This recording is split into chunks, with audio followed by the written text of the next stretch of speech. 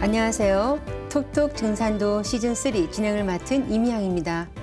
정기훈 소사님과 하민석 포정님 자리에 모셨습니다. 안녕하세요. 안녕하세요. 네, 오늘 시청자 질문은 증산 상제님이 인류를 구원할 메시아라고 하던데 그게 정말인가요? 라는 질문인데요. 이 주제는 우리가 상제관을 하면서 많이 다루었었죠. 예. 하지만 그 조아조 하나님이신 상제님이 이제 인간으로 강세하셨다는 것을 인식하고 이제 받아들인다는 것이 쉽지는 않죠. 수호사님께서 구원의 메시아 강세 소식을 다시 한번 전해주시면 좋겠습니다. 예, 여러 모든 종교의 훌륭한 가르침은 서론 본론이 있고 또 결론이 있습니다. 그런데 이 결론은 끝에 가면 앞으로 이제 메시아가 오신다. 그래서 좋은 세상을 열어주신다는 그런 구원의 복음으로 이루어져 있습니다. 불교를 보면 불교의 가르침은 우리가 잘 알고 있듯이 그 자기의 본 마음, 그 불성을 이렇게 밝혀내서 대자유인이 되라는 그런 가르침을 부처님께서 설하셨지만 그 결론에 가면 앞으로 미륵 부처님이라는 큰 부처님, 그 메시아가 오신다 해서 큰 어떤 구원의 틀을 또 이렇게 이야기로 그렇게 결론을 맺고 있죠. 기독교도 마찬가지입니다. 예수님께서 아버지의 뜻대로 이 세상에 와서 아버지의 뜻대로 가르침을 펴고 했는데 끝에 가면은 사도 요한이 그렇게 이야기를 하죠. 앞으로 그 아버지께서 오신다 하는 그런 복음을 또 전하고 있습니다.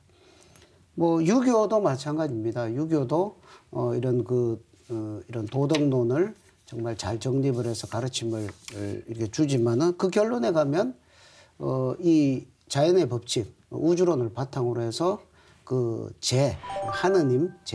하느님이 이 동방으로 앞으로 오신다. 그래서 앞으로 좋은 세상이 온다. 이런 것을 결론으로 이렇게 전하고 있거든요.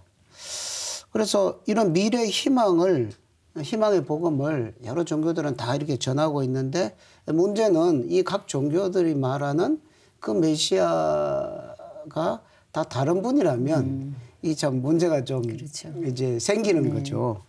그래서 우리가 여기에서 정말 이 시대에 오시는 증산 상제님께서 그 모든 종교에서 이렇게 갈구하던 그 복음의 주인공이신 그런 그 한 분 하느님이시다라는 것을 우리가 이제 제대로 깨닫는 것이 오늘 공부의 참 중요한 부분이라고 생각을 합니다.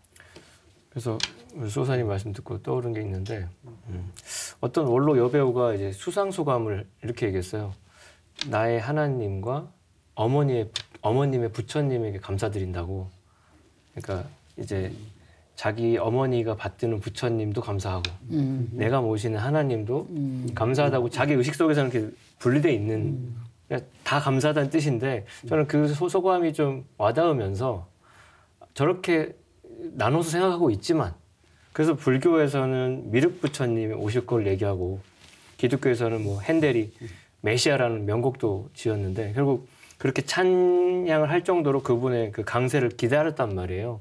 근데 언어학자들이 어원을 따져보니까 메시아랑 미륵이 어원이 같더라는 거죠. 그래서 거슬러 올라가면은 미트라라고 하는 태양신에서 메시아가 나온 말이고 그 미트라가 마이트리로 갔다가 팔리어에서 메테아가 됐다가 불교에서는 그 마이트리아가 되고 우리가 이제 한자로 한역하면서 미륵 가득 찰 미에 굴레륵이라고 하는 그러니까 표현만 다르지 같은 건데 그 언어 관념에 의식이 갇혀가지고 두 분이 따로 있는 걸로 이제 생각을 하는 거죠. 그러니까 아버지 하면 영어에서는 father고 우리 동방에서는 부친이라고 하는데 결국 내내 한 분을 말한 것처럼 이 언어의 함정에 빠지지 않는 것이 구원의 어떤 절대적인 어떤 비밀이다라는 생각도 해보게 됩니다. 네, 각 종교에서 이렇게 메시아를 부르는 호칭만 다를 뿐이지 결국은 그 동일한 한 분, 그죠? 하나님 지상 강세를 외쳤다는 것이군요. 그래서 온 인류가 이렇게 기다려온 하나님에 대해서 정작 이제 인간으로 오신 하나님께서 어떻게 그런 총정리를 해주셨냐면 예수를 믿는 사람은 예수의 재림을 기다리고 불교도는 미륵의 출세를 기다리고 동학신도는 최순의 갱생을 기다리나니 누구든지 한 사람만 오면 각기 저희 스승이라 하여 따르리라. 예수가 재림한다 하나 곧 나를 두고 한 말이니라. 예수 공자석가 예수는 내가 쓰기 위해 내려보냈느니라. 그러니까 증산도의 이런 그 가르침의 어떤 핵심에 이 성구가 전면에 있죠. 하나님만이 할 수 있는 하나님만이 할 수 있는 일괄 정리죠. 성자들은 자기 영역만 있는데 그래서 결국 그 인류의 어떤 신앙이라고 하는 것이 이제까지 종교 문화라고 하는 것을 증산 상제님께서는 기다림이었다 이렇게. 그러니까 기다릴 대자였다는 거죠. 그러니까 웨이터예요. 모든 사람들은. 이 인간들은. 누구를 기다렸냐면 손님을 기다리는 거죠. 그래서 하나님이 이 땅에 오신 땅의 그 터전의 이름도 손바래기, 손님을 기다렸던 곳인데 그 게스트를 기다렸는데 그 게스트가 직접 오셔가지고 모든 걸 이제 정리를 해주신 게 되는 겁니다. 그래서 그런 거를 우리가 좀 각성하는 시간으로 오늘 좀 삼아야겠다는 생각이 있습니다. 네. 많이 안타깝죠. 그죠? 오셨다고 해도 못 믿는 세상이 됐으니까요. 상제님 강세 소식을 전하다 보면 하나님이 좀 더 일찍 오셔서 좋은 세상을 열어주셨으면 좋았을 텐데 왜 지금에서야 강세하셨느냐는 질문도 많이 받는데요. 이에 대해서도 말씀해 주시면 좋겠습니다. 예, 그런 질문을 저도 많이 들었는데요. 이제 그런 질문을 하시면 많은 이야기를 해야 되는데 줄여서 다 때가 있다 이렇게 이제 이야기를 하게 되더라고요. 그러니까 상제님은 본래 원 하나님으로서 이 대경대법학의 대우주를 통치를 하시고 또 인간 농사를 이렇게 긴 시간을 통해서 인간 농사를 이렇게 짓는데 이제 그런 세상 돌아가는 틀을 모르니까 왜 진작에 오시지 이제 오십니까? 그렇지. 이런 이야기를 하는 것이거든요. 그래서 우리가 이제 우주 일련이라는 그 우주론을 이렇게 알아야 되고 그다음에 선우천론이라고 하는 것을 이제 알아야 되는 거죠. 그래서 선천 봄 여름이라는 이제 성장을 시키는 시간대가 있고 그다음에 가을 겨울이라고 하는 후천 성숙을 시키는 이런 때가 있는데 상제님께서는 그 성장 과정을 다 끝마치는 극한점에서 그 이제 성장의 끝에 그것을 추수를 하기 위해서 이렇게 오시기 때문에 상제님께서 오시는 때가 그렇게 큰 틀로서 정해져 있다는 거죠. 그래서 이 상극의 시간, 봄, 여름 시간을 사는 동안에 쌓여온 수많은 그 원한의 부작용들이 쌓이고 쌓여서 어떤 극한의 위기 상황, 극점에 갔을 때 이것을 해결할 수 있는 최후의 궁극의 유일한 어떤 그런 손길로서 상제님께서 모든 그 신성 불보살 첨지신명들의 간곡한 탄원에 의해서 상제님께서 이 땅 이때에 인간으로 이렇게 오시도록 그렇게 되어 있다는 것이죠. 네, 그 지난 시간에는 그 인류가 그토록 소망했던 하나님의 지상 강세 사건을 알아보았죠. 포종님께서 어떤 내용이었는지 간략히 소개해 주시면 좋겠습니다. 네, 그래서 이제 증산 상제님께서는 본래는 이제 천상 옥경의 백보자에 이렇게 천조의 대신들을 거느리고 하늘의 정사를 섭리하셨던 온 우주를 다스리시는 통치자 하나님이시죠. 그건 이제 우리가 알고 있는데, 근데 이제 상극의 원한이 폭발하는 가을 개벽기를 이제 맞이했습니다. 그래서 천지신명들이 간곡하게 하소연을 하니까 그걸 괴롭게는 한량 없으나 이렇게 받아들이셔가지고 진멸지경에 처한 인류를 구원하시기 위해서 인간으로 강세를 하신 거예요. 그래서 우주의 가을철이라고 하는 시간대는 인간이 우주의 꿈과 이상을 직접 땅 위에서 이제 실현하는 성사제인의 시대이기도 하고, 그래서 상제님께서도 그 성사제인의 시대에 벌맞춰서 인간을 오셔가지고 인존의 자리에서, 인간의 그 존엄한 그 자리에서 병든 하늘과 땅을 직접 뜯어 고치시고 친히 인간 역사 속에서 새 생명의 질서인 상생의 도를 열어주셨다는 것이 우리가 지난 시간에 공부한 바고요. 그래서 원시반번의 도로서 인류 역사의 뿌리를 바로잡고 병든 천지를 개벽하여 인간과 신명을 구원하시기 위해 이 땅에 인간을 강세하셨다라고 도전 1편 1장에 딱 그렇게 명시가 되어 있는데, 묶어서 태상 종도사님 도운으로 요약을 해보면요, 대우주 천체권이 형성될 때부터 본래 이 하추 교육기 가을 개벽을 할 때는 희종자를 거두는 절대자, 결신문화를 가지고 오는 분이 우리나라에서 오시게 정해져 있다. 지정학상으로도 그렇고 역사적인 측면으로 그렇고 입법적으로 아주 그렇게 정해져 있다면 쐐기 박혀 있는 거기 때문에 우리는 그런 영광된 땅에서 이런 얘기를 나누고 있습니다. 네, 말씀하신 것처럼 그 상제님의 지상 강세 소식을 그 수많은 성자와 철인들이 이미 그 이구동성으로 예언하지 않았습니까? 그렇게 본다면 상제님께서 동방 이 땅에 이제 인간으로 오신 사건은 그분들의 어떤 그 이상과 소원을 성취한 역사적인 대사건이라고 볼 수 있을 것 같아요. 그래서 사실 엄청난 사건이죠. 사실 이게 뉴스 중에 빅뉴스죠.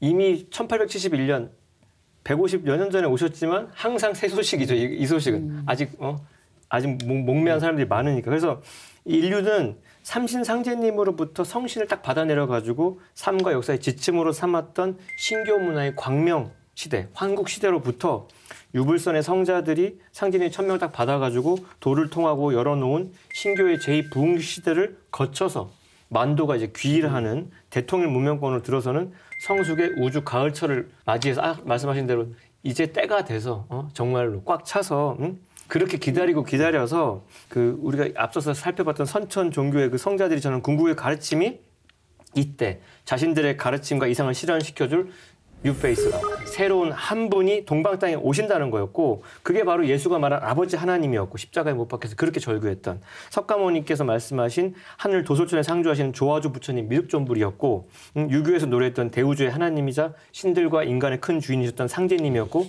도교에서 말했던 대라천에 계시는 도의 주권자이신 옥황대제였고 최수은 대신사가 대구 장터에서 목이 잘리기 직전까지 시천주를 읽어가면서 그렇게 증언했던 천주님 그 동일한 한 분이 지금으로부터 151년 전에 1871년도에 동방 이 땅에 강세하신 증산 무국 상제님이라는 사실 그로부터 오늘의 이 모든 이야기가 이루어졌다는 것이고 선천 봄 여름의 역사 과정이라고 하는 것이 바로 이 참 하나님을 인간 역사 속에 온전히 모시기 위한 인류의 헌신적인 아주 피나는 준비 과정이었다라고 인류 역사를 이렇게 압축할 수도 있겠습니다. 그러니까 명의를 모셔다가 최신 지견의 수술법을 이렇게 배우는 거예요. 그러니까 그분의 가르침은 예전하고 다르죠. 옛날에는 이렇게 가르쳤는데 전혀 다른 방법이 있다는 걸 일깨워주는 거기 때문에 새롭고도 새롭습니다. 그 얘기를 지금 우리가 나누고 있습니다. 네, 뿌리 문화인 신교 시대와 그 줄기 문화인 성자 시대를 거쳐서 이제 성부 하나님이 직접 열매 문화를 열어주시는 우주 가을철을 맞이했다는 건데요. 그런데 후천 가을철에 기성 종교의 가르침이 하나로 기결되는 이유가 무엇인가요? 이 우주 만유는 자연의 이법에 따라서 이렇게 발전하고 성숙을 해가죠. 그 이법이 이제 음양사시로 순환하는 생장, 염장. 뭐 쉽게 말하면 봄, 여름, 가을, 겨울 이렇게 되죠. 그런데 이 봄, 여름 성장 과정이라는 것은 가을에 열매 맺고 성숙하기 위한 그 목적으로 봄, 여름의 과정을 지나는 거죠. 그렇죠. 가을에 열매를 못 맺으면 봄, 여름의 그 발전 그 시간들이 아무 의미가 없는 거죠. 상대님께서 지금은 여러 교가 있으나 후천에는 한 나무에 한 뿌리가 되느니라. 지금은 이렇게 분열되는 갈라지면서 발전하는 거고요. 그래서 뿌리 문화, 줄기 문화, 열매 문화, 봄, 여름, 가을 이렇게 문명의 흐름이 이루어지고 이 뿌리 문화를 다른 말로 태고의 신성시대다 이렇게 이야기를 하고 그다음에 줄기 문화는 이제 여러 성자분들이 오셔서 인류를 이끌어 주셨기 때문에 성자시대다 이렇게 이야기를 하고 그러면 가을의 이 통일문화 시대는 이제 누가 그 역할을 맡으시냐 하면 바로 성부 아버지 상제님께서 그 일을 직접 이렇게 하시기 때문에 성부시대다 이렇게 다른 말로도 이렇게 표현을 하는 거죠.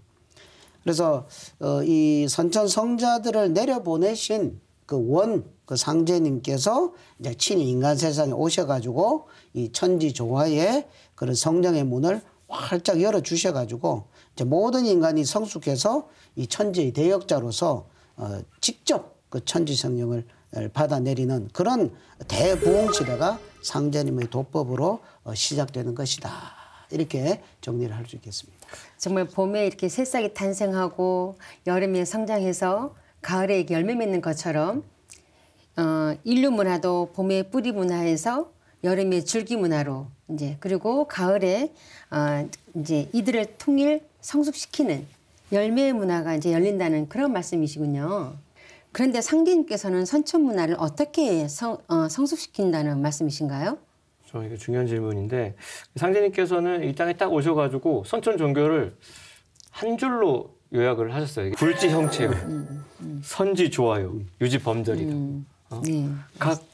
각 그 열심히 막 수십 년 닦은 사람들 앞에서 딱 한마디로 요약을 그래서 개념 정리를 참 잘하셨는데 불교에 대해서는 불지 형체다 딱 이렇게 팔만 대장경을 그 네 글자로 딱 줄이신 거예요. 근데 불교 진리의 핵심 뭐다? 불지 형체인데 고요히 앉아가지고 선정을 통해서 마음을 가라앉히고 그 불지 형체, 형신의 주체인 나 자신의 생명의 근원을 이렇게 닦는 건데 생명의 근원인 하나님의 마음, 일심짜리를 자기 자신 속에서 찾으라는 어떤 메시지가 되는 거죠. 그래서 우주의 주제자 하나님의 성령이 불교에서 전했던 미륵전불로 강세하셨다는 거고요. 그래서 상제님께서는 미륵신앙의 본 도장인 금사산 미륵불의 화현으로 이렇게 오셔서 어떤 선천문화 성숙의 어떤 핵심을 이렇게 힌트를 주셨는데 하루는 이렇게 글을 이렇게 쓰셨어요. 천황, 지황, 인왕 후에 천하지대 금산사라. 그래서 그러면서 또 한 성도가 여쭈었던 것이 전해오는 비결을 보니까 무악산 아래에 있는 금부처가 능히 말을 한다라고 구절이 있는데 또 세간에는 금부처의 말을 기다리는 사람들이 많습니다. 그럼 그 불상이 말을 하는 거냐? 그렇게 이제 사람들은 환상적으로 생각하고 있는 사람도 많다 했던 상제님께서 말씀하시기는 진표는 나와 큰 인연이 있느니라. 육장 금불이 화이 전열하 하였나니 나의 일을 이름이라. 내가 미륵이니라. 금산사 3층전 미륵은 손바닥에 불을 받았으나 나는 입에다 물었느니라 이렇게 말씀을 하셨는데 그래서 금산 미륵은 붉은 여의주를 손에 들었으나 나는 입에 물어놓으라고 여러 번 말씀하셨고요. 그래서 이 어떤 선천 문화 성숙의 이야기를 하려면 그 지난 시간에도 봤던 그 진표율사의 그 미륵불상 조성 과정을 다시 한번 짚어볼 필요가 있는데요. 그러니까 구도의 과정에서 이제 진표율사께서 미륵님을 칭견하셨고요. 장차 미륵님께서 용화세계를 여실 때 우리 강토에 꼭 와주시고 그 환란의 개벽 시대에 자신을 큰 일꾼으로 써달라고 또 엄청나게 빌었어요. 그거에 감응해서 미륵님께서 그러면 당신님의 모습 그대로 불상을 먼저 세워라. 믿없는 시루를 걸러하는 미륵님의 그 계시, 여러 번 이렇게 고랑대를 매기면서 했던 그 절차라는 것이 상제님의 강세, 당신님의 강세와 관련된 어떤 도적 비위를 갖고 있고 거기에 이제 상제님의 선천문화 성숙의 어떤 법방이 있는데 진표 대성사가 금사세 미륵불상을 조성할 때 상제님이 계시를 받아서 믿없는 시루를 불상에 세웠다는 것은 미륵불의 출세가 덜 익힌 거를 완전히 익히는 거를 상징하는 거였고 그래서 상제님께서 음식을 익힐 때 쓰는 도구인 시루와 솥으로 만물 생명을 익히는 걸 이렇게 암시를 주셨던 건데 그래서 상제님이 강세하셔가지고 식주인 되시는 김영렬 성도님의 수발을 들어서 공사를 보실 때 결국 김영렬 성도님도 다 바쳐가지고 이제 더 이상 바칠 게 없어서 집이 가난해서 보리밥으로 상제님 공양하다가 추석 명절 추석 명절에 밥솥을 팔아가지고 상제님을 공양하려고 하니 솥을 딱 떼어내실 때 상제님께서 솥이 들썩이는 걸 보니까 미륵불이 출세함이로다. 이게 사실은 굉장히 공안이고 농담이면서도 아주 처절한 선포거든요. 네. 이렇게 지나는 과정 속에서 미륵불은 천지불로서 천지를 성공시키고 완성시키기 위해서 오셨다는 말씀입니다. 네. 그러니까 상제님께서 어떻게 이 선천 문화를 성숙시키시는가, 네. 불교를 어떻게 성숙시키시는가. 상제님 말씀에 그런 말씀이 있어요. 시루정 매산 자만 똑똑히 알면 살리라. 그러니까 방금 그 처음에 연화대를 낳았는데 나가고 떨어지고 이제 계시를 받은 게 거기에 시루를 걸어라는 것이었죠. 시루. 이 연꽃이 연화대가 아니다. 그러니까 연화대는 석가모니 부처님 도법의 상징물이죠. 근데 그게 아니고 미륵 부처님의 도법, 석가모니 부처님의 도법과는 완전히 다른 새로운, 그러니까 뭐 엄청나게 더 큰 이런 어떤 미륵 부처님의 도법이 나와야 그게 이제 정산이죠. 시루정 익히는 거. 그러니까 지금까지는 이제 여러 중생들이 자기 그 형체 마음을 찾아 나가는 그런 과정이었다면 이제는 완전히 뭡니까 미륵 부처님의 마음과 하나가 되어서 완성되는 그런 새로운 도법이 나와야만이 불교가 그 꿈을 이루고 이상을 이룰 수가 있다는 거죠. 물론 불교도 당신님께서 상제님께서 쓰기 위해서 내놓으신 것이지만 이제 그 미륵 부처님께서 직접 오셔가지고 정산이라는 시루로 대변되는 그런 어떤 그 뭡니까 하나님의 새로운 그 구원의 섭리를 펼치셨을 때 이 불교가 이제 그 꿈을 이루게 된다. 수많은 중생들이 부처가 되고자 꿈을 꿨건만 된 부처님 된 숫자가 그렇게 안 많죠. 그렇죠. 그렇지만 미륵 부처님 오셔서는 모든 전 인류가 다 부처가 될 수 있는 그런 길을 이렇게 꿈을 실제로 이루어줄 수 있는 그런 도법 그게 나와야 된다. 그게 바로 무국대도의 상징인 정산의 도법이다. 뭐 이렇게 우리가 볼 수 있겠습니다. 그래서 이제 미륵불의 출세를 말씀하신 상제님께서 이제 당신이 바로 그 미륵불임을 여러 가지로 말씀하셨는데 뭐 내가 금산사로 들어가리니 나를 보고 싶거든 금산 미륵불을 보라고도 하셨고 형렬에게는 수석성도에게는 너는 좌불이 돼서 처소를 잘 지키라. 나는 유불이 되리라 이렇게 말씀하셨는데 그러니까 증산 상제님께서는 김연열 성도님한테 미륵불의 진리터전을 지키라는 사명을 내려주시고서 아울러 당신께서는 유불로서 떠돌이 나그네 부처님으로서 가을 천지에 새 생명 새지를 들고 출세한 살아있는 미륵불을 그러니까 바쁘게 사람 살리면서 돌아다녀야 되니까 그래서 미륵불이 이렇게 사람으로 화신하여 출세했는데 어찌 도인들은 천지 이치를 모른 채 선천에 부처노래만 불러대고 있냐 이거 누차없이 질타를 하셨고요. 상제님께서는 미륵불의 운수를 받을 수 있도록 사람들에게 어둠을 깨고 나와서 새 생명의 길을 찾아 나설 것을 아주 집요하게 이렇게 일깨워 주셨습니다. 네, 불교의 결론이 미륵불이 출세해서 영화나온을 여셨다는 건데요. 바로 그 미륵불이신 증산 상제님의 강세로 불교의 성숙을 이루게 됐다는 거네요. 자, 그럼 선도의 이상도 상제님 강세를 통해서 이루어졌다고 볼 수 있을까요? 예, 불도는 그 우주 생명이 압축 통일된 그 공짜리, 그 정멸이라고도 표현을 했죠. 그 일심짜리 이것으로 이제 복귀를 해서 모든 사람이 자유를 얻어서 해탈을 해서 열반에 들어라. 이게 이제 불교 이상이죠. 그게 이제 미륵 부처님이 오심으로써 이게 이제 그 꿈이 이루어지는 거고. 그러면 선도는 어떠냐? 선지조화라 그러죠. 선지조. 네. 선은 조화다. 아까 그 불교의 그 공짜리 모든 만물이 이렇게 생겨나는 그 공짜리가 생겨나기 이전에 원초 상태 그것을 이제 허무한 그 무극의 상태라고 이야기를 합니다. 아까 수천지지 허무하야 선지포태하고 했을 때 그 허무한 무극 생명 그 세계로 이렇게 쑥 들어가서 조화도 짓고 뭐 조화도 부리고 그 다음에 뭐 노자나 그 신선의 도를 딴 또 예수님이나 또 우리 뭐 역대 환인 환운 당군 이런 성조들과 같이 신선이 되어서 이제 천상 세계로 이렇게 승천하는 신선이 되는 그런 것을 이제 목표로 삼는 것이 이게 선도죠. 선도. 그래서 그런 것을 위해서 이제 선도를 닦으면서 그렇게 참 꿈을 가지고 지금까지 지나온 거죠. 그래서 선에는 이렇게 동양의 선, 그러니까 도교 쪽으로 예전 동선이 있고요. 그 다음에 서양의 이제 기독교도 이게 선맥입니다. 기독교 그 십자가의 도 이것은 이제 십무국을 상징하고 그러니까 그 수로는 10. 그 다음에 이제 뭐 이렇게 우주의 그 완성된 그 무국자리 이 세계를 주재하고 계시는 그 하느님 아버지 에게로 이렇게 가서 그와 하나가 되는 그런 이제 그것을 추구하는 것이 서양의 선이라고 할 수 있는 기독교거든요. 그래서 그 선맥도 역시 이제 상제님의 강세를 통해서 이제 그 이상이 이루어진다 이렇게 볼 수 있겠습니다. 대부분 선도하면 이제 도교를 많이 떠올리지 않습니까? 예. 네, 저는 처음에 그 기독교도 선도의 한 맥이라는 것을 알고요. 굉장히 놀라워했었던 그런 기억이 납니다.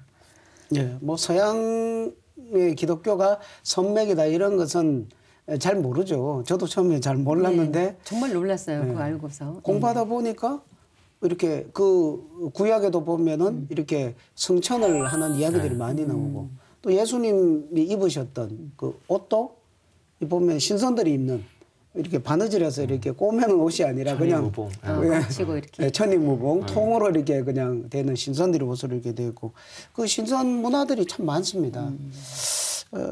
그래서 이 동양의 그 선맥이 우리 이제 그 신교 문화 속에 그대로 이렇게 내려오기 때문에 예로부터 우리 선조들은 이제 그 이 삼신 상제님이 우주의 주신임을 알고서 이제 상제님을 이제 숭배해 왔죠. 그래서 뭐 그 선맥을 쭉 이어온 것이 이제 드러난 것이 이제 동학의 이제 최순 대신사가 이제 그 신무극의 주제자이신 상제님을 이렇게 증언을 했고, 그다음에 예수 성자도 역시 아버지 하나님을 이렇게 증언을 했고, 그래서 그분에게로 돌아가라, 뭐 이런 이야기를 했고, 그죠? 그리고 역사적으로도 뭐 우리나라는 뭐 하느님이 보호하사 우리나라 만세, 뭐 이 가사가 그냥 자연스럽게 그 하나님이 뭐 어떤 종교의 하나님 이런 걸 떠나서 그렇죠. 우리는 본능적으로 이때 우주에는 하나님이 계시다.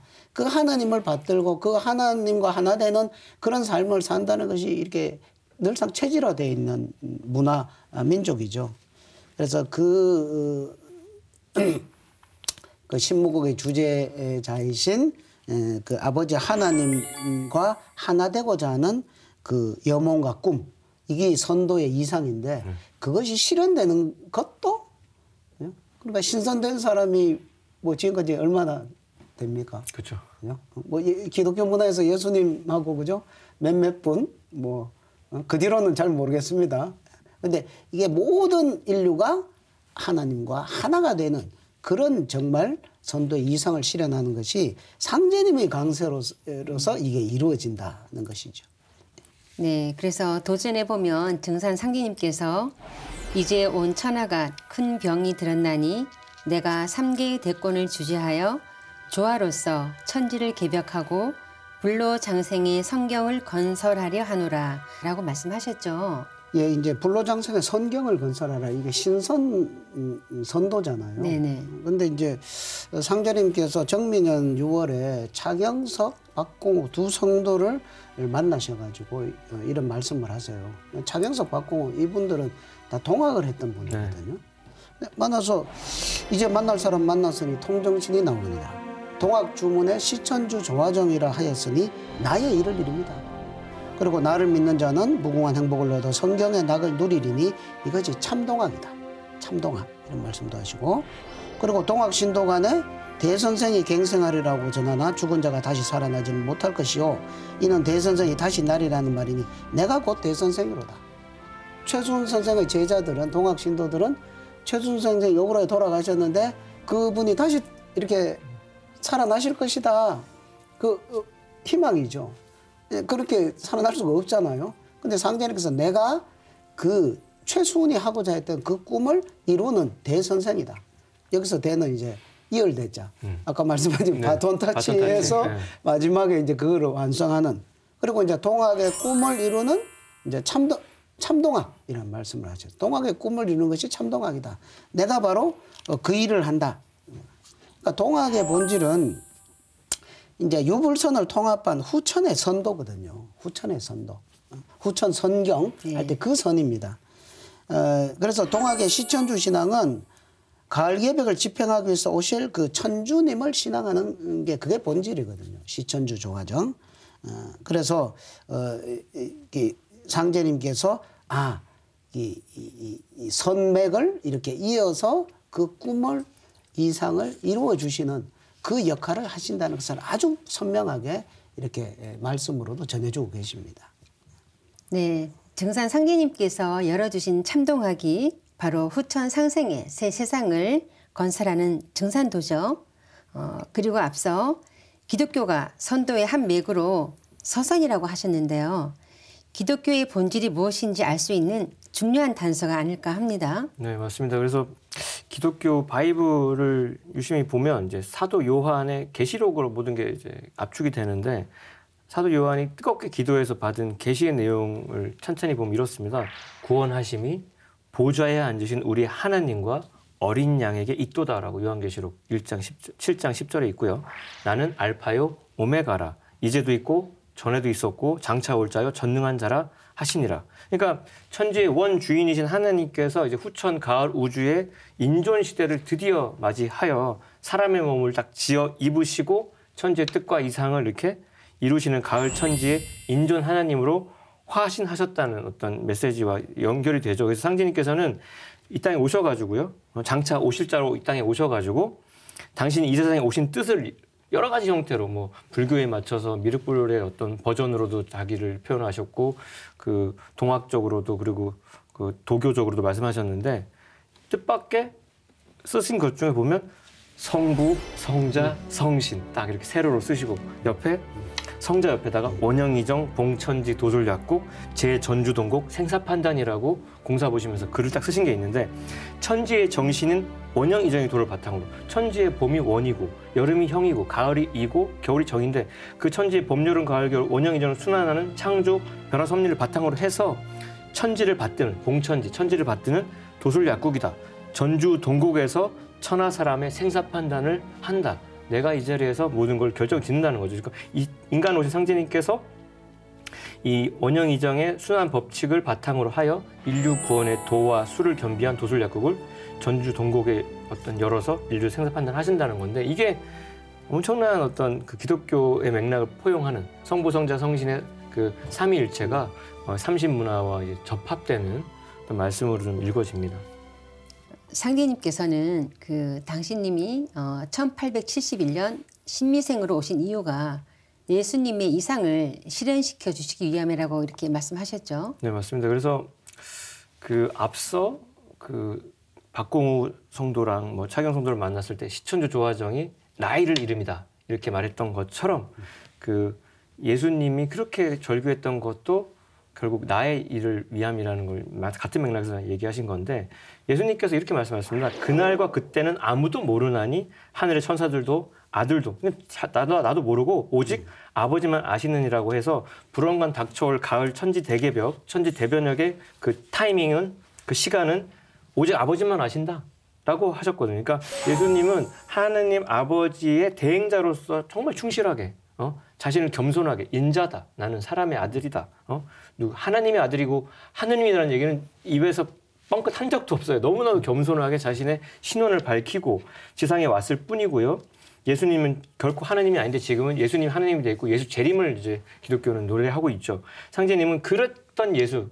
그러니까 당대의 뜻을 못 이루고 또 지금 제자들이 완전히 이제 3000% 빠져가지고 깊은 한을 맺고 있는 예수의 한을 풀어주시고 기독교가 외친 구원의 이상인 지상천국을 실현하시기 위해서 직접 이 땅에 오셔가지고 당신을 속죄의 제물로 바친 어린 양이 이제 예수님인데 예수가 말한 바 아버지 하나님 증산사님께서 뭐라고 말씀하셨냐면 내가 신미생이다. 통속에 밀을 양이라 하나니 양은 종이를 잘 먹느니라. 양이 종이 잘 먹듯이 하나님은 이런 종이만 있으면 뭐 그냥 남김없이 그냥 글로 쓰시고 그걸 다 태우시고 그랬는데 그러니까 상제님께서 신미생으로 이 땅에 오신 것 자체가 어린 양으로 헌신하신 예수님의 해원을 위한 것도 되고 이치적 동양의 역철학적인 천지 변화 이법으로 보면 천간의 신금이라고 하는 것은 가을철에 천지 만물을 결실하는 하나님의 추수정신입니다. 신이라는 걸 파자해 보면 설립자 열십자라서 무국 완성을 세운다는 거고요. 그리고 미는 12지지에서 미토는 하나님의 그 생명의 근원이 되신 하나님이 주재하시는 가을의 무국 생명, 후천 통일 운수를 의미하는 거니까 그러니까 천주 조화정이 나이를 이름이라는 그 표현과 이 어린 양을 오셔가지고 신미생을 오신 거는 굉장히 절묘하게 뭔가 이렇게 딱 들어맞는 건데 메뉴판에 식당 메뉴판에 시천주 조화정이라는 메뉴가 있는데 아무도 그 메뉴가 뭔지 몰라. 근데 진짜 셰프가 오셔서 이거는 내가 만드는 요리야. 나만 만들 수 있어. 그냥 메뉴로만 있었던 거를 직접 양띠로 오셔서 완성하셨다라고 볼 수 있겠습니다. 적절한 표현이십니다.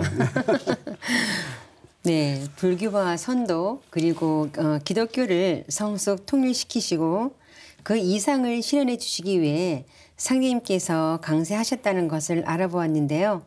유교도 여기에서 빼놓을 수가 없죠. 예, 그렇습니다. 상제님께서는 유교의 본질을 이제 한마디로 유지범절이라고 하셨죠. 유지범절. 그러니까 유교의 사명은 그 예의범절, 쉽게 말해서 예의범절, 그러니까 도덕. 그러니까 도덕은 원래 천도지덕의 준말이거든요. 우리가 인간 사회에서 실천해야 될 도덕이라는 것은 천도지덕. 그러니까 하늘과 땅의 도와 덕에서 온 것이 도덕이란 말이죠. 그러니까 하늘과 땅의 질서에 있는 그 도덕 정신을 이끌어내서 인간 세상의 그 범절의 표대인 예라는 것을 이렇게 정립하는 것이 이게 이제 유교의 본질이라는 거죠. 그래서 상제님 공사를 행하실 때 이런 천지의 도덕을 완성하는 이상적인 인간상을 육아에서 대인, 군자 이런 말을 이렇게 쓰잖아요. 상제님께서 그 말을 즐겨 쓰셨습니다. 그래서 뭐 대인의 말은 구천에 사무치나니 나의 말도 그와 같아서 늘지도 않고 줄지도 않고 부절과 같이 합하느니라. 뭐 이런 말씀도 하시고 뭐 군자 뭐 차마 뭐 보지 못할 일이다. 뭐 이런 대인 군자 이런 말씀들을 많이 쓰신 것을 많이 쓰셨거든요. 이렇게 하신 것은 이제 인류 문명이 이제 성숙기로 들어와서 지금까지는 유교에서 대인이 되라, 군자가 되라, 도덕을 실천하라, 그런 도덕의 신법을 가져라 이렇게 했지만 그런 것이 정말 대인다운 군자다운 사람이 별로 글쎄요 그렇게 뭐 많지가 않았던 것 같습니다. 그래서 상제님께서 바로 당신님께서 곧 유교에서 지향하는 인간의 이상적 존재로서 내가 진정한 대인이다. 내가 진정한 군자다. 진정한 하나님이 가장 이상적인 인간의 모습으로 참된 그 삶을 살으시고 그렇게 모든 것을 실천하시는 것을 보여주심으로써 이 80억 인류가 전부 대인과 군자가 될 수 있는 그 길을 상제님께서 열어주셨다. 이렇게 우리가 받아들일 수가 있겠습니다. 지금까지 알아본 것처럼 상제님은 이불산에 도맥을 완결 지으시고 당신님의 신원을 대인군자, 또 미륵불, 옥황상제, 하나님, 그죠? 또 대선생 뭐 등으로 나타내셨는데요. 상제님께서 이렇게 다양한 호칭을 사용하신 이유가 무엇인가요? 앞에서도 상제님 말씀을 아까 인용을 한번 했지만 예수를 믿는 사람은 예수의 재림을 기다리고 불교도는 미륵의 출세를 기다리고 동학신도는 최수훈의 갱상을 기다리나니 누구든지 한 사람만 오면 각기 다 저의 스승이라여 따르리라 이런 말씀을 하시죠.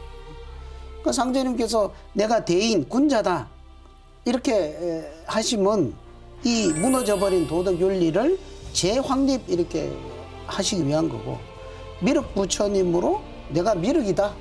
그 미륵 부처님을 출세하신 것은 그 뭡니까 용화세계 그 지상 성경을 건설 그런 세상을 여시기 위함이고요.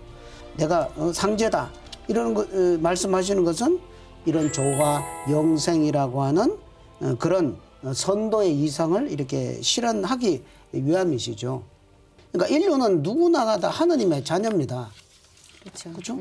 그러니까 기독교를 믿어도 하나님의 자녀, 불교를 믿어도 하나님의 자녀다. 맞습니다. 지금 종교들은 내가 믿는 종교를 믿어야 되고 다른 종교를 믿으면 안 되고 뭐 이래 되잖아요. 네. 그러니까 아버지 어머니가 있으면 형제들끼리는 내가 맞고 니는 틀리고 이렇게 하는데 부모님은 잘나도 자식이고 네. 못나도 그렇죠. 자식이고 삐뚤게 가도 감옥 가도 내 자식이고 그렇거든요. 그래서 그저 상제님께서 단지 미륵 부처님으로만 드러내 주셨다면 불교 신도가 아닌 다른 종교인들은 뭐라 그럽니까? 구원의 날이 되었을 때 우리는 속았다. 그죠? 이렇게 될 거 아닙니까? 그럼 뭐 어떤 옥황상제님으로만 이렇게 드러내있으면 유교를 닦았던 분들은 우리는 그거 처음 듣는다. 이렇게 되는 거죠.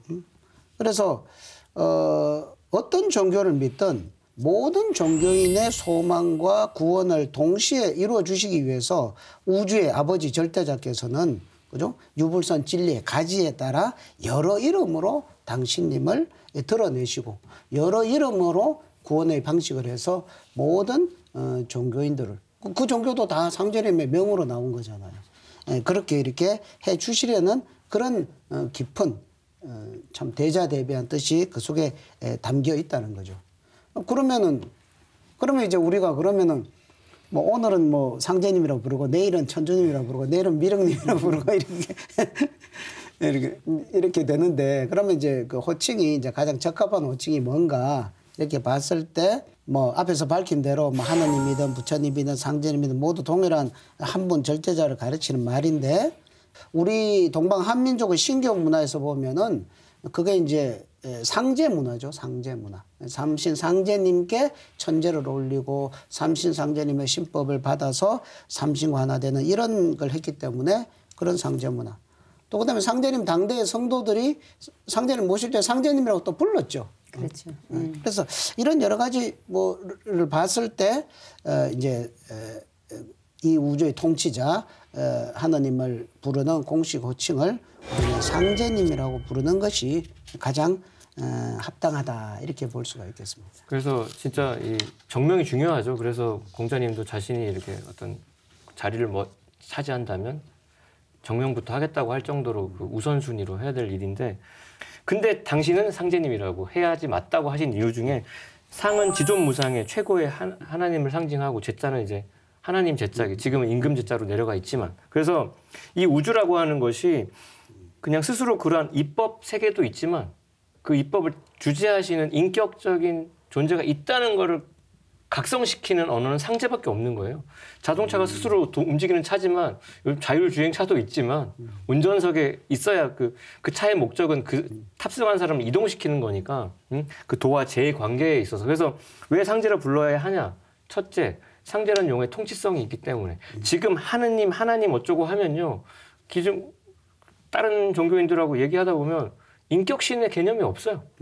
하나님은 영이시고 하나님은 사랑이시고 무형의 그런 존재이고 인간으로 오신 게 성자들이고 이렇게 착각이 돼 있으니까 상제라 불러야 인격성이 나오고 아 통치하시는 분이라니까 나오는 거고 이게 원래 우리 할아버지의 할머니가 6,000년 전부터 본래 불러왔던 하나님이 제일 오래 들어왔던 호칭 가장 정통성 있는 호칭이기 때문에 그런 통치성과 인격성과 역사성 때문에 우리는 상제라 불러야 합당하다라고 말씀드리고 있습니다. 1871년에 증산 상제님께서 이 땅에 강세하심으로써 선천 문화를 성숙 통일시키고 또 후천 가을철 성부 하나님의 시대가 이제 본격적으로 열렸다. 이렇게 정리할 수 있을 것 같습니다. 네, 맞습니다. 그래서 천상 궁궐에 이제 백보자를 떠나셔서 인간으로 오신 그 구원의 하느님께서는 천상 신명과 인간 세상을 향해서 다음과 같이 선언을 하셨는데요. 내가 세상에 내려오면서 하늘과 땅의 정사를 천상의 조정에 명하여 다스리도록 하였으나 신축년 이후로는 내가 친히 다스리느니라. 당신이 예수공자 석관에 맡겼던 사명도 다 걷어서 그러니까 수술을 레지던트한테 맡겼다가 마무리는 교수님이 내가 이거는 마무리하는 거야. 니들은 그 중간에서 이렇게 니들도 훈련시키고 이렇게 같이 너가 할 수 있는 만큼만 하고 마무리는 내가 하는 거라는 뜻이죠.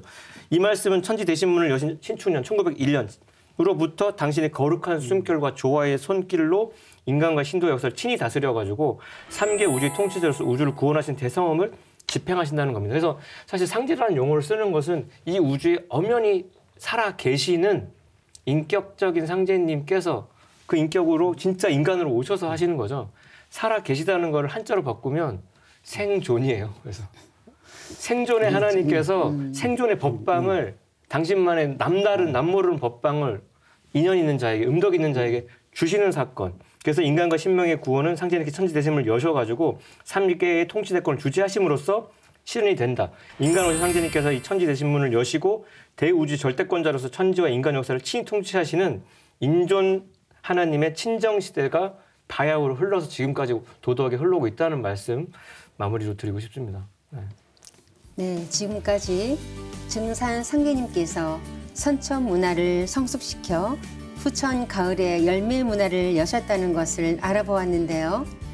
여러분 모두 상제님의 대도 진리를 만나 가을철에 성숙한 열매 인간으로 거듭나시길 바랍니다. 톡톡 증산도 시즌3 다음 시간에 다시 찾아뵙겠습니다. 지금까지 시청해주신 시청자 여러분 감사합니다.